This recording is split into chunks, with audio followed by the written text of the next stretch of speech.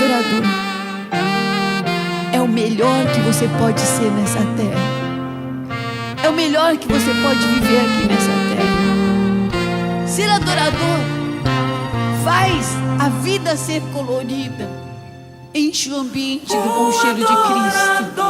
Faz com seu canto estremecer muralhas. A muralha tá aí, sabe por quê? O adorador ainda não começou a louvar. Glória de Deus.